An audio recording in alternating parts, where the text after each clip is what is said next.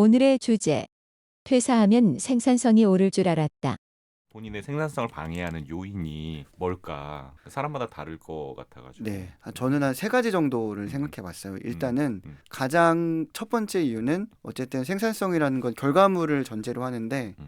무엇을 만들어내야 되는 건지 그 결과물 음. 자체가 음. 제대로 설정이 안 되는 경우가 생산성에서는 가장 큰 음. 장애물인 것 같아요. 음. 그러니까 애시당초에 그러니까 저희가 초반에 얘기했던 그 생산성을 측정하는 지표에 음. 어울릴 만한 결과물 자체를 구상해내지 못하는 거.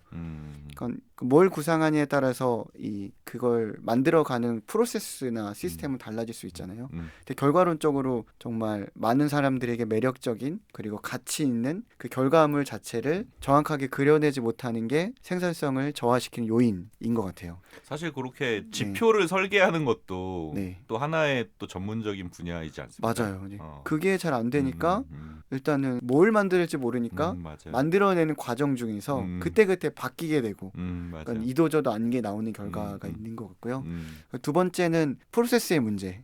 이걸 만들어가는 과정에서 어떠한 프로세스들을 해야 되는지. 그러니까 프로세스를 만들고 거기에 내가 들어가야 되는데 자꾸 내가 기준이 돼서 내 감정, 내 생각, 또 내 그날의 기분, 맞아요. 컨디션 여기에 따라서 기복이 굉장히 심한 게 두 번째 이제 장애물인 것 같고요.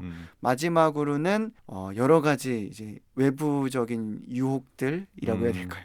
생산성을 뺏어가는 자의가 아닌 타의에 타의에 의한 의한 뭐 이런 것들. 문제들. 자꾸 나를 유혹하는 아. 그런 장애물들 흡혈귀처럼 내 생산성을 갉아먹는 것들 뭐 그런 것들 이 세 가지가 저는 제가 느끼는 장애물 세 가지였던 것 같아요. 이런 것들을 어떻게 해결해야 될지가 뭐 저는 개인적으로 고민을 제일 많이 하는 지점인 것 같습니다. 대부분 비슷한 것 같아요. 비슷한 저도 생각이죠. 네. 민수쌤 얘기 들으면서 첫 번째 목표가 없기 때문에 우리는 맞아요. 잘 뭔가 활동하는데 좀 제약이 있다라는 생각이 들었고 정말 큰 요소인 것 같아요. 네. 그러니까 뭔가 해야 되는데라는 생각은 있지만 네. 명확한 목표는 없는 거예요. 명확하지가 않은 거죠. 지표라든가 뭐 그런 게 명확하지 않으니까 그냥 해야 되는데 이거만 있는 거죠. 네, 그렇죠. 두 번째는 이제 방법이 없다. 방법이 없죠. 방법을 모른다. 방법을 정도. 모른다. 목표는 있는데 방법을 모르면은 또 이제 실천이 안 되는 것 같아요. 실천이 안 되고 시행착오가 많고 맞아요. 또 그 하는 과정 중에서 굉장히 많이 좌절하게 되죠. 생각만큼 결과가 안 나오니까 시행착오가 많으면 실패가 그렇죠. 많다는 거니까 그 과정에 에너지가 다 소진돼서 맞아요. 어느 순간 목표마저 또 희미해지는 그런 상황이 생길 수도 있죠.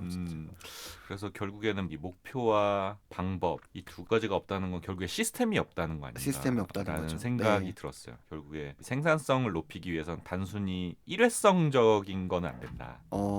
진짜 결국에 생산성은 꾸준함 안에서 나오는 그렇죠. 거다. 이런 꾸준함이 로또처럼 그냥 전제가 돼야 되는데 말씀하신 시스템이 없으니까 그 꾸준함이 안 되고 결과적인 결과물이 안 나오고 맞아요. 생산성이 없지 이런 고민을 하게 되고 고민만 계속하게 되고 네, 이런 악순환에 빠지는 게 그래서 아닐까. 결국 그 생산성을 방해하는 두 가지가 있더라고요. 어떤 것들이 있나요? 일단 첫 번째는 일을 미뤄. 미루는 습관. 그 습관. 두 번째는 멀티태스킹이에요. 멀티태스킹. 이 두 개가 연관이 되는데 평소에는 일을 미뤄요. 아까처럼 이제 목표도 없고 방법도 모르고 물론 찾아보면 있겠지만 이 찾아보는 게 또 이제 게을러져. 맞아요. 게을러져가지고 일을 이렇게 미룹니다. 미루다 보면 어느 순간 딱 일이 몰리는 시기가 있어요. 그러면은 예전에 뭐 학교 다닐 때 벼락치기 한 것처럼 일을 막 합니다. 근데 학교 다닐 때는 그 시험 공부 하나만 벼락치기 하면 되는데 근데 문제는 사회생활 하면서는 한 가지만 벼락치기 할 수가 없잖아요. 그렇죠. 그러니까 몰린 일을 다 벼락치기 하려다 보니까 이 멀티태스킹을 할 수밖에 없는 거예요. 이거 했다 저거 했다 저거 생각나면 이거 해야 되고 저거 해야 되는데 하면 저거 해야 되고 결과적으로 마지막에 뒤돌아보면은 내 생각보다 이루어놓은 건 없는데 일은 많이 했는데 일은 뭔가 많이 했고 나 어제 잠도 못 자고 막 눈이 퉁퉁 부어 있는데 뒤돌아보면 이루어놓은 게 없는 거죠. 열이면 10가지 프로젝트가 다 이게 내가 생각했던 것보다 한 30%, 20%밖에 안 돼 있는. 그렇죠. 완성은 했지만 만족할 수 없는 수준으로 맞아요. 끝나는. 그래서 성취감도 들지 않고. 성취감도 들지 그런 문제도 있죠. 성취감이 들지 않으니까 뭔가 억지로 했다는 생각이 들고. 맞습니다. 괜한 일을 했나 싶고. 네. 좀 요즘에 제가 제일 많이 하는 생각이 지금 한량님 말씀해주신 그 생각이에요.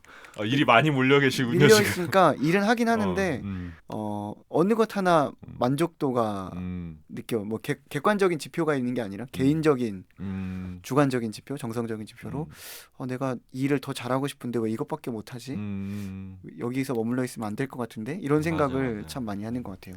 어느 순간 이제 일에 끌려가기 시작하는 끌려가는 느낌이 들면은 거기서도 이제 생산성이 많이 안 나와요. 일을 이렇게 주도해서 일을 끌고 가는 느낌이 들면 네. 뭔가 생산한다는 성취감도 있고 보람도 있는데 약간 일에 끌려가. 내가 이렇게 멱살 잡혀서 끌려가고 있어.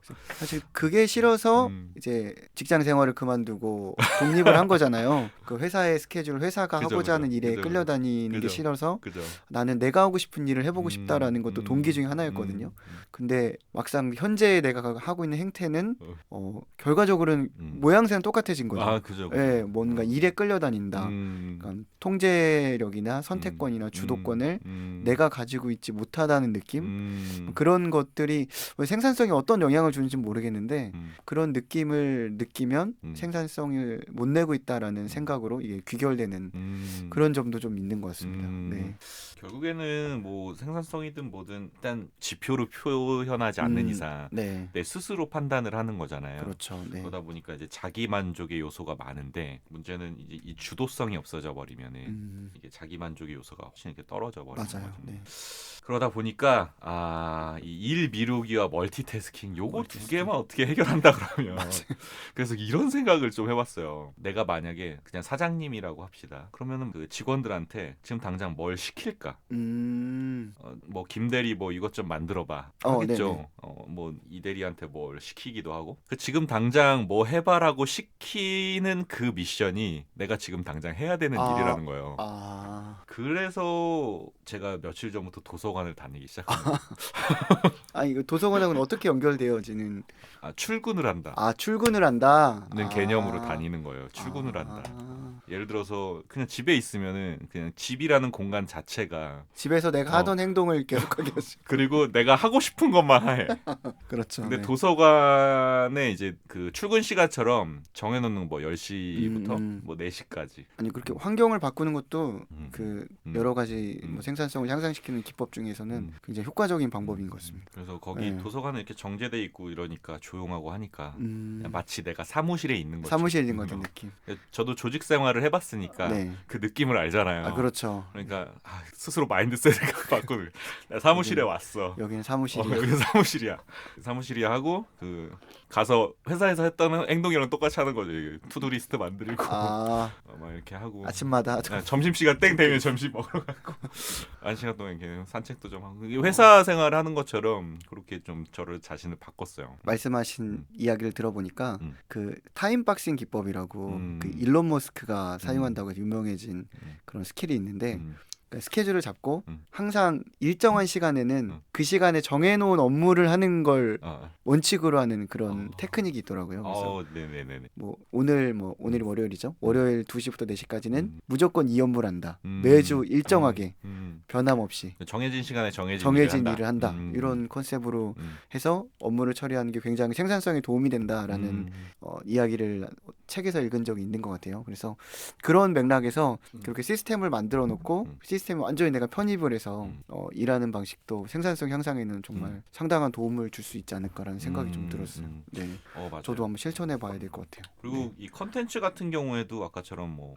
1일 1 컨텐츠일 것처럼 할당량을 계속 나한테 주는 거야. 맞아요.